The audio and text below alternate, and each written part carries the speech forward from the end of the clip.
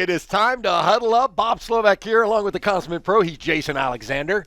Happy holidays. Bob, Santa Claus is on his way officially, coming in a couple days. We got a lot of sports going on as well. Bowl season, great time to sit on the couch, spend time with family, maybe put a wager in or two, and get old Santa here on property. Oh, we're going to love it. It's going to be a big week. Let's get into this right now. Let's start with the Rockets before we start talking some football. Rockets now 10-21, inching closer to your number. That 26 is the magic number for the year. They're inching closer. The 7-game win streak sure helped a lot. They're staying competitive. Big game against Milwaukee tonight. Giannis is out, along with a couple other starters from Milwaukee. I think the Rockets might be a little healthier working into that game, catching 9.5. We'll talk a little later about it, but I think we might put a little wager on Rocket Ball. There you go. Yeah, they're going to take on the Bucks and then the Pacers in a back-to-back. Eric Gordon's supposed to play in both of them. He hadn't done that this season, so he's actually having a pretty good season because, we haven't seen Jalen Green in a while. He's expected back on Thursday, and Kevin Porter's been out, so they've been kind of mixing and matching. They have. A lot of guys are getting some minutes that would not have, and I love Eric Gordon getting back in there. Flash Gordon from 3.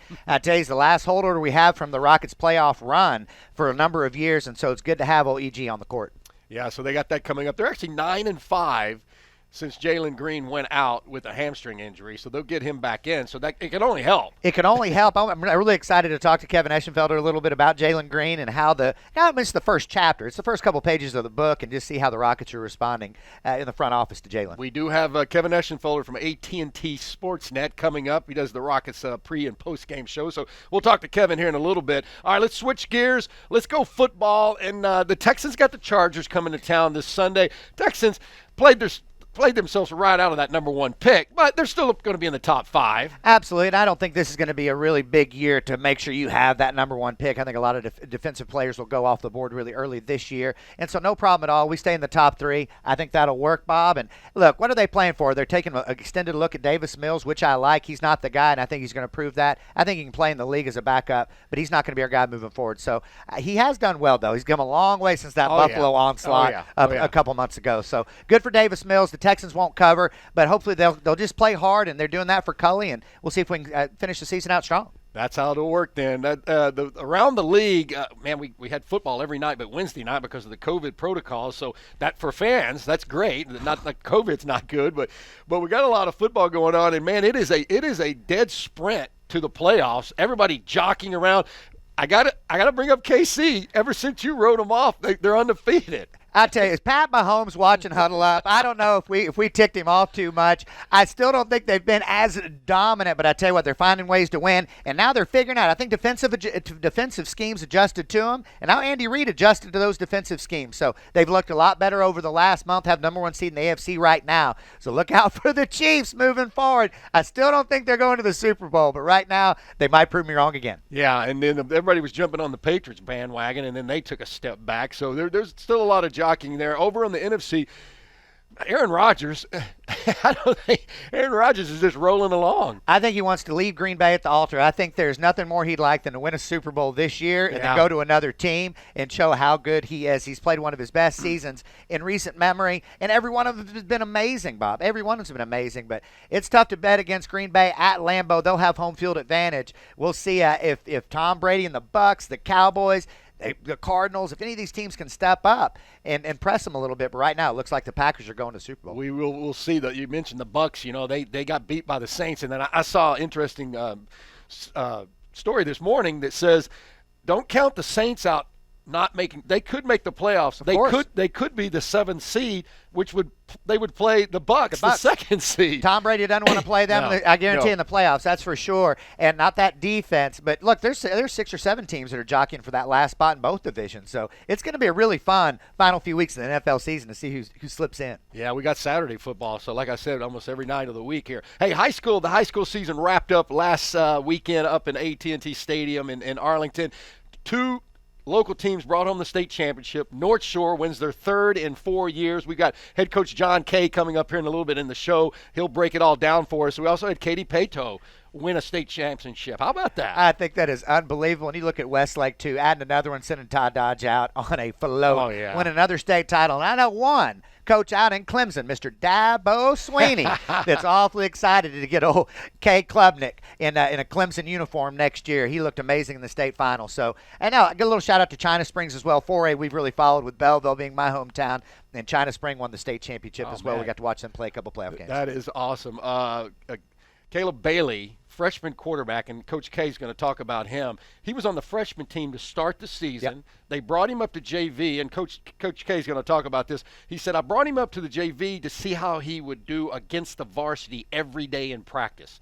I wanted him to be ready. He gets in the 10th game, the final game of the regular season, rolls into the playoffs, and he's unbelievable. Rest is history. 15 years old, man. Unbelievable. Great story. I totally agree with you. Wonderful story. Well, I got Coach K to give me a little bit of a smile. I said, "You got him 3 more years, Coach. Yeah, three more years." All right, let's go to you. Let's go to your expertise now. The golf game and Tiger Woods and his son Charlie. What a show they put on last week. Unbelievable what I saw on social media. The TV ratings were actually higher on Sunday for the father-son, the PNC, than the British Open. That's how much Tiger Woods means to golf. We all know that. His son, what a golf swing. And I think, I have to be honest, I was probably the only person not rooting for them to win. We had a little wager on Team Daly to win the golf tournament. So a little money in the old pro's back pocket, but what a show they put on Sunday. It was really fun to watch. They did. And, yeah, John Daly and John the Second, man, they were grinding it out. They were playing some tough golf. They didn't want to lose. And I tell you, I thought the competitive nature of that event where the father-son is supposed to be fun, those juices were flowing there on Sunday, which was really cool. I love what John Daly said afterwards. He said, any day that I can play a round of golf with my son, that's a win. It's a win. That is a win. And they took the right. belts home, too. He got them. All right, hey, we're going to take a quick break. We'll be back here on Huddle Up. We're going to be joined by Kevin Eschenfelder from AT&T Sportsnet. We're going to get into the Rockets. We're going to get into the U of H Cougars basketball and football right after this.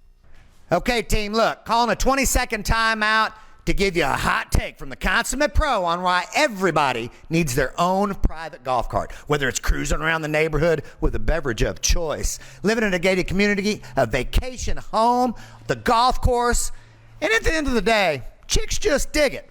Come down to Conroe Golf Cars, and oh my goodness, look here, we've got City Councilman Kurt Maddox here to tell us a little bit more about it. Well, hey, Jason, my fellow lumberjack. Hey, not only am I the city councilman, also VP of Conroe Golf Cars. We've been here since 1974 and glad to have you. We sell them, we rent them, we build them. So we can do whatever you want. Everybody walks in here and says, hey, let me see your new car, your used car product. I said, well, these are all our used cars. So we start from the ground up, Jason. We take the cars in on trade, clean them up, put new batteries, lift them, do whatever. We call it a little cocktail cart or just a fun cart, recreational cart. So you can either buy it, rent it, or do whatever you want. Kurt, I love it, and I'm going to tell you what. Listen to Kurt Maddox and the Consummate Pro. Come out and visit us here at Conroe Golf Cars today.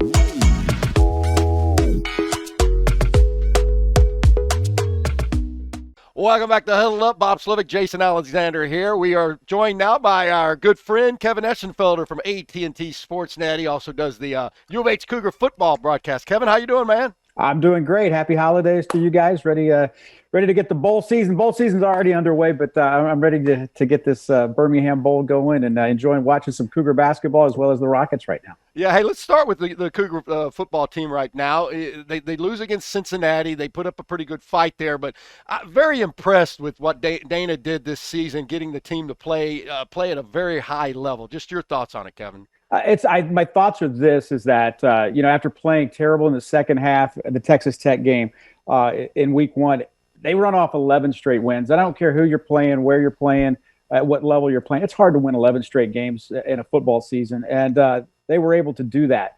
And the fact is that they took it into Cincinnati.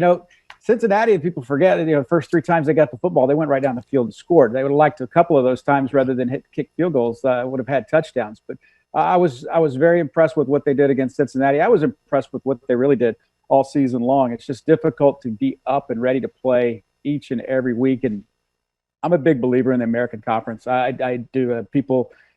Some people that don't know, those that don't know just don't know because it's not easy to win in that league every week. Well, they got a chance to make a statement in this Birmingham Bowl, going up against Auburn, the SEC team. Get a win there, and that opens up more eyes across the nation with the Cougars. It kind of Yeah. comboed with Houston and Cincinnati, both playing against Auburn and Alabama. Yeah. I think those are the top two schools in our conference. Would you agree, Kev? Yeah, I absolutely, no doubt. Cincinnati's really good. For those that think, and who knows what's going to happen? It's Alabama. What I don't like is that if you go back and look at what Alabama's done in the playoffs before, I mean they've blown out people before. Notre Dame has been blown out in a playoff game. I'm afraid that if Cincinnati gets beat by a couple 3 touchdowns, everybody's going to say, "See, told you." Yeah. Well, let's go back and look at some other teams that have had the same thing happen. Notre to them. Dame couldn't play with them either. Absolutely, but nobody will say that. Nobody will. Whenever the week that Tulsa almost beat Cincinnati, whoever, I think it was Arkansas and Alabama, played the same week. Well, there was a smaller spread between Arkansas and Alabama as there was between Tulsa and Cincinnati. Right. But nobody said anything about, well, wait, what happened to Alabama? They only won by X amount against Arkansas. Anyway, I could sit here all day with that stuff. But hey, the fact of the matter is, Cincinnati, you look at, man, they got dudes, man. When you got corners that are going 6'3", 210 pounds, those are dudes, and those are dudes that will be playing in the NFL next year. I agree, and I've had a conversation with a few of our members out at the club, Kevin. They're like, "Oh, nobody from Cincinnati could start for Alabama," and I disagree. I think those cornerbacks. Let me tell you something. They're going to be playing on Sundays, and look out if they can shut down that passing attack a little bit. I think if Cincinnati can get into that third quarter down less than a touchdown, 10 points, look out, because all the pressure's on Bama here. Cincinnati's lost one game in the last 2 seasons, and that was on a last-second field goal by Georgia last year in the Peach Bowl. So that was gives you an idea just what they've been able to How do. good they are. Hey, they're the only team in the country that has a double-digit win on the road against a top 10 FBS team, and that is that was against Notre Dame or a college playoff system team, I should say. So they're the only team that's been able to do that. We had Cincinnati that week. Well, it's going to be fun. That's going to be fun. That's New Year's Eve, the college football playoffs. We'll be checking it out for sure. Hey, we'll switch gears now. Stay over at U of H, though. Let's talk a little Cougar basketball. Kelvin Sampson's got them rolling at 10-2. What are your impressions of what's going on this season with the Cougar basketball team? I think they may be even better than a 10-2 team. Kelvin's one of the best coaches in the country. You might even be able to take the word one of. He is. I mean, he's on such a short list. They've been beaten. They played terrible against Wisconsin. They were down 20 at halftime. They were down 40-20. Blew their doors off in the second half. Had a shot to win the game at the end of the ball game. They were by far the best team in that tournament. They played Oregon the next game, and I think they were up 40 early in the second half or up 30, I should say, against Oregon. They were by far the best team in that tournament, even though they did get beat by Wisconsin. They got beat by Alabama, who was on the road. I think they were number 6 in the country at the time on a controversial, what could have been an offensive goal or a defensive goaltending at the end of the game. So if those are your 2 losses, the thing I love about what they do is, some nights you're not going to shoot it well. Some nights, you're going to turn it over. Some nights you're going to do things that you're just kind of sleepwalking. They play hard and they guard. Man, they get after people and they get offensive rebounds. I'm not telling you guys anything you don't already know, but if you can do those 2 things, man, you always have a chance to win basketball games. And what they can do is when they go cold, they can shut people down. That's right. And they can give themselves 3 or 4 possessions in a row in which they don't have to score because the other team's not going to pull ahead. Well, we're looking forward to a fabulous second half of the season after the holidays get done because, man, when we get close to March Madness, man, we're all Cougars, man. We're all Cougars with March Madness for sure. All right. How about the Rockets? We've talked about the Rockets in our opener. They're 9-5 since Jalen Green went out with an injury, but Jalen's supposed to come back this week. After that 15-game losing streak, Kevin, they've really put it together, and they seem to play with a lot more confidence. There's no doubt about it. And, that was the win against Chicago. That ended the 15-game losing streak, started the 7-game winning streak, which has never been done in American professional sports, to have a team lose 15 in a row and then win that many in a row afterwards. So go figure that. That's what I think is just a byproduct of having to deal with teenagers because, having a bunch of 19-year-olds, you never can figure it out. But what I like about the Rockets, and this is something I didn't see in their first 18 games or whatever, is now, man, you see improvement even on games when they get beat. And that's, to me, that's what you should be judging this on. I do think you're right, though. It's going to be interesting to see when Jalen Green comes back in, and then Kevin Porter Jr., because you've got some guys that have really played well. Garrison Matthews. Love him. In that rotation. You got Armani Brooks is in that rotation, stroking it well. But you're right, man. Confidence is the big word, because, man, it seems like they just got that feeling of we're not playing the Lakers. We're not playing this team. We belong here. It almost seemed like that. I think our athletes on the court, I don't think we're mismatched by anybody. Once they get a little bit more teamwork together, which I think has come a long way here over the last months, it's been really fun to watch. And what I'd like to ask you, Kev, what's your biggest surprise? I mean, look, we're in chapter 1 with a lot of these kids, as you said, first chapter of the book. What's been your biggest surprise on any of the players as far as the first quarter of the season? I don't know if it's a surprise, but the guy that I just think kind of gets overlooked is Eric Gordon. Yeah. There are, let's face it, in the NBA, man, you're a veteran. You got 14 years under your belt. You got more money than your great grandchildren will ever spend. But for him to come out and play as hard as he plays every single night, instead of, there's guys that we've seen it. I'm not saying Eric Gordon, but they've seen it where guys will shut it down until the trade deadline. You know what I mean? Hey, move me someplace else. I've been around too long to deal with a bunch of teenagers. Eric Gordon, man, he's a pro. An absolute pro. Yeah. And that's the guy that it stands out to me each and every night. Yeah. Hey, are we ever going to see John Wall on the court? Man, not for the Rockets. I don't, I know a lot smarter people figure these things out than I do, but my goodness, I don't think so. I don't know. Well, there was a little bit of talk a couple of weeks ago that he was trying to come back and then just kind of went away again. I'm like, okay. I can't believe we can't find anybody that's a contender to take him to come off the bench as a 6th, 7th man. But let's hope. Well, then you got to take into what is it, $96 million? 7th man. I get it. I know. I can't believe they make that much money. That's just crazy. That's just crazy. I'm telling you. Hey, so the over-under on the win total for the Rockets is 26. My man right here, he's got the over. It wasn't looking very good for a bit, but we're kind of inching toward it here, Kev. Hey, this is not knocking anyone, but honestly, there's some bad teams in the NBA. And I'm not saying that is that, you got a chance to win each and every night. And the Rockets have played well against good teams. I agree. That's the funny thing. That they got wins over the Bulls, and I'm, now if I went back and looked at it, but they've got some good wins, and now you just take care of business against some of the lesser teams that you should, and I think if they continue to improve, they will. And I like your call on that. Bob was dogging me there when we were 1-18. He's the same guy that said the Kansas City Chiefs wouldn't make the playoffs. We can't get them all right. No. Hey, Kevin, before I let you go, I know you do the Astros pre and post as well. Carlos Correa, it looks like he's gone, but is he going to get your thoughts on, is he going to get that $300 million contract? The answer probably, but it's such a weird thing. It's everybody else that you've ever seen in this situation. It's never been in a year in which the collective bargaining agreement was up and there was a lockout going on, or so I think that just turns everything. That just changes everything. Could it be a situation where he goes and signs a 1-year deal, until, kind of a Dallas Keuchel type thing, and or if they do go to spring training on time, does he sit out through spring training and see? Wow, man, it is just a total flip of the coin. But at the end of the day, I do think somebody will pay him. It'll be amazing how their fans will cheer for him too. Yeah, agreed. Yeah, there will be no more booing. Kev, I look forward to seeing you. We'll see you down at the Sports Award. We're about 6 weeks out. We're excited. Was it February 3rd? I believe so. Absolutely. Yes, sir. All right. Hey, Kevin Eschenfelder from AT&T Sportsnet and the U of H Cougar broadcast. Kevin, happy holidays to you and your family. Thanks so much for joining us here today, man. Always great to catch up and get your thoughts. You guys have a Merry Christmas, man. Always good to have you. All right. Thanks, Kevin. Thanks, Kev. All right, team, your favorite pro here reporting live from the club. Now, look, in order to hit a pure golf shot, we have to do 3 things. We have to assess, strategize, and execute. And I'm going to tell you, the same 3 things apply if you're in the market for a loan. Woo!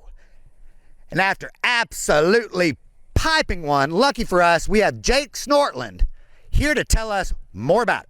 Thanks, Jason. That is correct. Here at Triumph Lending, we assess, strategize, and execute in getting our borrowers the best deals possible. So feel free to give me a call. My number is 832-639-1455. And no matter if you're looking to purchase a home or refinance your current mortgage, I can get you the best deal out there today. That's the golden trifecta for Triumph Lending. Give them a call today. All right, joining us now here on Huddle Up, my good friend, head coach John Kay of the state champion North Shore Mustangs. Coach, congratulations on finishing the deal. It was awesome. Yeah, really proud of these kids and these coaches and this community. It was a heck of a year, and just really enjoyed watching these kids develop through the course of the season. Yeah, they got better definitely as the year went on. You said it before the game against Duncanville. You knew it was going to be a slugfest. It was going to be a grind-out game, even though both your team and Duncanville put up lots of points. You knew it was going to be a defensive battle, and you stayed the course during the whole game. Just tell me about how the game progressed for you. Yeah, I mean, you could watch them play. They were really good on defense in the front seven, and they played that style of offense where they were grinding it out. They just were able to, rip off some of those runs against some of the other teams that they were playing. So, we had been in this kind of situation with them before. I think our district, the 21-6A, really prepared us for that kind of game. It was a very similar way that we played against C.E. King, who Duncanville reminded me a lot of as we watched them throughout the course of the week. Willie Gaster, our offensive coordinator, is the best in the business and a guy that understands to be patient with establishing the run and be good with 3-4 yards in that cloud of dust to get to that point where you can take the shot. And I think our kids executed it perfectly. My older brother and his son were out at the game last Saturday, and he told me that when I talked to him on Sunday. He goes, I've never seen a high school game like that using the defensive strategy and field position. He was impressed just that you stayed the course with your game plan. Yeah, field position is something that we track, every this board behind me, just track it regularly. And to me, it's been the number one indicator of success. And so I looked at the hidden yardage in the field position that Duncanville had garnered in 6 games heading up into this one. And, just their ability to score non-offensive touchdowns and create field positions and give their offense a short field, I think was the difference. And our kids really answered the bell when it came to flipping field position. And we came out on top in that metric. And I think that was the difference in the game. And Willie was holding back that deep pass just for the right moment, and he pulled the trigger when he needed it. Yeah, he had that in his back pocket the whole time. And like he said, that was a ball that Caleb had thrown well throughout the course of the week. And David Amador is an explosive player. And, when the time came, it was, one of those times that I, as the head coach, we're gonna start grinding some clock here. He said, give me one shot and then I'll start grinding. But I feel like it's here. And, we've worked together so long. We've known each other so long. I don't even bat an eye when it's time to pull that trigger. And he did it again. Yeah, Caleb made a great pass, and Amador made a great catch for the touchdown. Let's talk about Caleb Bailey. 15 years old. He started on the freshman team. What made you bring him up to the varsity? Tell me the mindset of that. Yeah, well, he was in our middle school program, and we were able to watch him at Cunningham Middle School down the street, and we knew that he was a special talent, and so. From the beginning of the season, I think we all knew that it was eventually he'd be the guy that would come in here and push for a position as we kind of worked and developed some other quarterbacks. And I mean, he was on our eligibility list in the beginning of the year, even though he didn't even know it. And so, more than anything, I think we were looking for him to develop those intangibles. I think sometimes you bring a young kid up into the varsity and they learn how to shut their mouth and stand in the background and kind of listen to the older kids. And, you don't need that in a quarterback position. And so to watch him at the freshman level, be that guy, stand in that huddle, stand tall and lead the offense, I think that's an incredibly important part of developing the quarterback position. And, here we're vertically aligned from 12th grade down to 7th grade. So it was the ability of Coach Gaston to go to all those freshman games, be in that kid's ear on the sideline, watch him, and we meet every Sunday, obviously, as a staff. And when we finally felt like he was ready with the intangibles, then we moved him up and he took over and started doing the same things with the JV. But more than anything, it gave him an opportunity to practice against our varsity. And, if you're going to stand in there against a front seven like Duncanville on a Saturday, you better be able to stand in there against North Shore on a Monday through Thursday. And that's what it gave us the opportunity to do, is see him in that kind of pressure cooker. And, Wendell Mitchell and Aubrey Broussard and Daryl Michael Jean and our other quarterbacks, they were really good through the course of the year. And, we played at Tascasita in the last regular season game, and Wendell Mitchell, who had been our starter actually hurt himself in warm-ups, and that gave Caleb an opportunity to go in there, and he just never relinquished that job. And so, really proud of the way he developed himself, proud of his maturity. And, to get on a stage like that and perform the way he did, that's not easy for anybody, let alone a freshman. And I know that you got to have a big smile on your face. You got him 3 more years. And I think that's what separates him, is he understands he's got a ways to go. And that's a kid that's definitely not peaked out. And he was a really good athlete playing the quarterback position. And now we're going to go about, making sure he's developed as a quarterback. And, the way I think Willie Gaston and the offensive staff handled him was as good as you could do it. We're not asking him to go out there and read 3 different things and check down and go through. He'll get there. But, right now it was, let's make it simple. Let's make sure that he knows where the ball is supposed to go. And now I think we'll have the time to develop him as a quarterback the way he deserves to be developed. I saw that he got his first college offer from UTSA, the first of many to come his way, definitely. Yeah, definitely. You've talked about it after the game about the pride, the East Side pride that North Shore community has. And it starts with the parents and everybody else that puts in a lot of work with the program, you and your coaching staff. Just tell me what that another state championship means to the community over there in North Shore. I just think it's a validation of the way that these kids are raising their kids. And these parents are raising their kids. And you see it daily, that they're, we don't, like I said after the game, our kids don't have a lot of entitlement. They're not coming in here with a silver spoon in their mouth and used to things just being handed to them. They're growing up in communities where parents are working jobs, multiple jobs at time, that they're relying on their neighbors in this village to make sure that these kids are being taken care of. And, I think that relationship between us and the parents, the kids spend a lot of time up here by their hours in school and of course practice. And then, between the two of us, we got eyes on these kids that pretty much span the course of the day. But I think more importantly, it's a partnership of the way that these kids need to be raised and who they're around. And, this Galena Park ISD allows us to hire some great men they're great role models for these kids. And so by the time what they're seeing at home and the message that they're hearing at the school, I think those things, coincide with each other. And that's what makes it so special. I know winning never gets old, but it's a validation, just the hard work that you put in and everybody else puts in out there. Every championship's different, but does it feel a little bit different this time around? Yeah, without question. I think every group has their own identity. And, what I'll remember about this group is, that COVID year was tough, man, and it was tough dealing with it in the moment, but I think it was even tougher dealing with the aftermath of it when we're dealing with kids who hadn't had that year in school. Forget football. I'm just talking about being on schedule, being accountable for things that are happening, sitting in classrooms. And, when you lose that and you try to get those kids back in that mindset, in that routine, not just the student athletes, but the student body in overall, it's been tough. And I think our school administrators would tell you the same thing. And so, it was a battle early on in the year as we try to get these kids back in the routine that they needed to be in, and to watch this group develop, watch them mature, watch them learn how to practice, watch them learn how to trust their coach, watch them, learn to come together and trust each other. I think that was the biggest difference. And we were playing our best football at the end of the year. And that's a testament to these kids. It's a testament to their parents, and it's a testament of their growth as young men. 3 state championships in the last 4 years, 5th overall for the school. I know it's a great sense of pride out there, but now you know what's expected. I mean, everybody expects North Shore to be there every year, but I get the sense that you like that. You like those expectations. Yeah, I mean, I think these kids have worked hard for those expectations, and I think part of our ability to train focus and to train maturity is learning how to put that aside, and whether that's sometimes.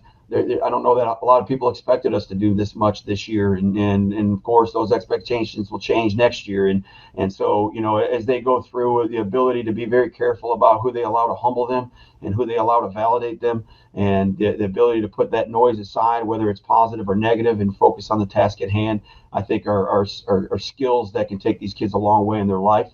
And just we're excited for an opportunity to continue to coach.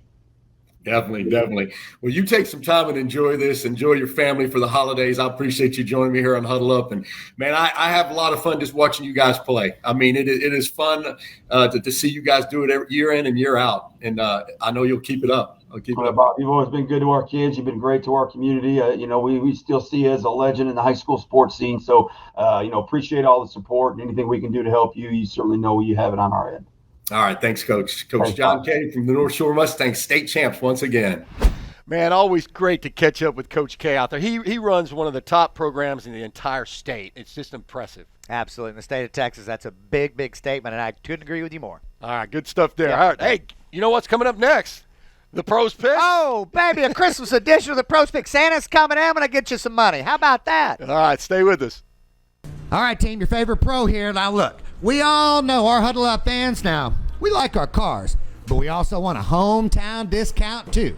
And lucky for us, all we need to do is make a short drive up I-45 North to Cowboy Kia. And lucky for us today, Here out there, Webb. There's Jason Huddle Up.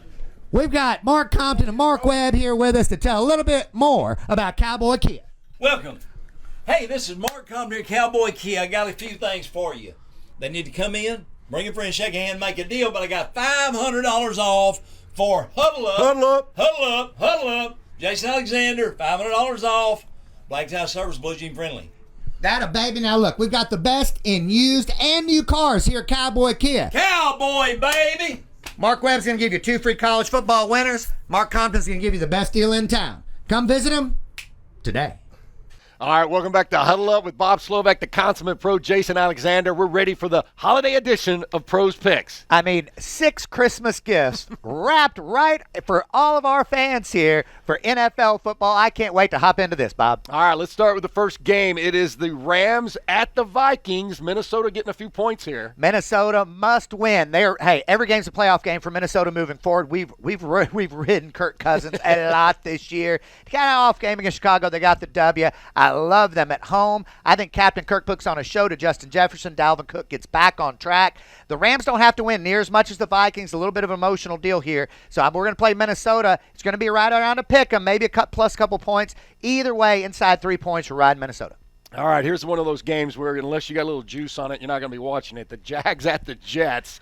Who do you like in this one? I just don't think. I thought Trevor Lawrence might take a step forward without Urban Meyer. He kind of did not. I think Zach Wilson, the Jets' defense, I like just a little bit more. Is this going to be a runaway? Absolutely not. But I do like the Jets at home. I like Zach Wilson to make a couple big throws down the field. I think the Jets win by 7. They played Miami a great game last week. But this is going to be a defensive battle. We're going to take the New York Jets to cover at home. Okay, all right, Christmas gift there for you. All right, the Buccaneers, they got shut out last week by the Saints. They're at the Panthers. I feel sorry for Carolina. This number's not big enough, I don't think. It might not be big enough, but Chris Godwin's out. I don't think Mike Evans is going to be back. Sam Darnold is probably going to make his return. I like Darnold coming back.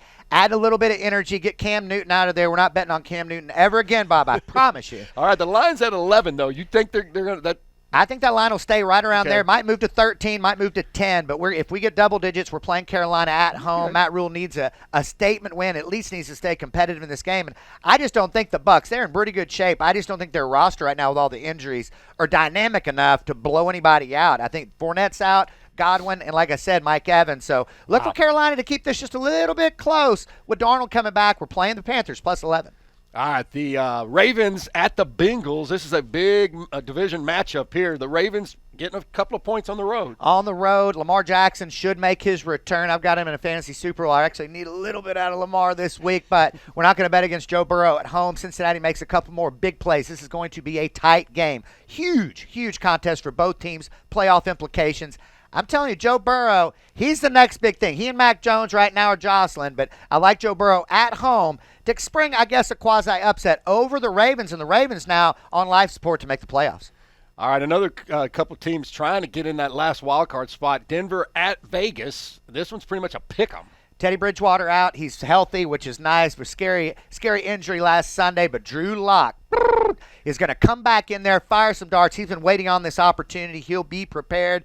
Vegas is just, I think they're very overrated. All they do is play close games when they win. They're not going to blow anybody out. I like Denver's defense just a little bit more. Denver goes into Las Vegas and springs an upset on Christmas weekend. All right, this is going to be a fun weekend. It is Christmas. Merry Christmas to everybody. Happy holidays. Lots of football going on. We thank you so much for joining us here on Huddle Up throughout the year. Hey, Bob, I hope you run into a couple mistletoes with some of those ladies, okay? I hope so, too. All right, Bob Slovak here along with Jason Alexander. You have a great weekend. Merry Christmas, everyone. We'll see you next time.